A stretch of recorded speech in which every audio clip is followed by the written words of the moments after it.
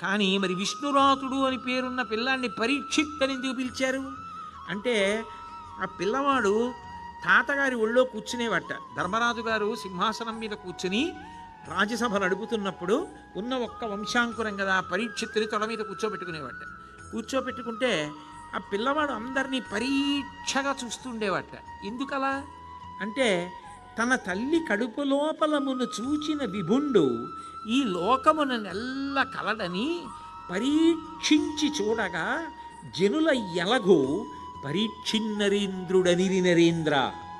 ఆయనకి ఎందుకు పరీక్షిత్ అని పేరు వచ్చిందంటే నేను మా అమ్మ కడుపులో ఉండగా బ్రహ్మాస్త్ర ప్రయోగం జరిగితే బ్రహ్మాస్త్రం అగ్నిజ్వాలలు కక్కుతూ వచ్చి నా మీద పడిపోతున్నప్పుడు నేను భస్మమైపోవడానికి సిద్ధపడిపోతూ ఉన్న సమయంలో నేను మా అమ్మ చెప్పిన మాటలు గుర్తు తెచ్చుకొని స్మరిస్తే ఎవరో ఒక మహానుభావుడు నల్లటి కాంతితో నీరు నిండిన మబ్బు వంటి వాడు చతుర్భుజములు కలిగినటువంటి వాడై శంఖచక్ర కథా పద్మములతో వనమాలా విరాజితుడై పచ్చని పట్టుబట్ట కట్టుకుని నా ముందు నిలబడి మా అమ్మ కడుపులో ఉండి నన్ను కాపాడి చక్రప్రయోగం చేసి బ్రహ్మాస్త్రాన్ని తనలోకి లీనం చేసుకున్నటువంటి వాడిని చూశానే.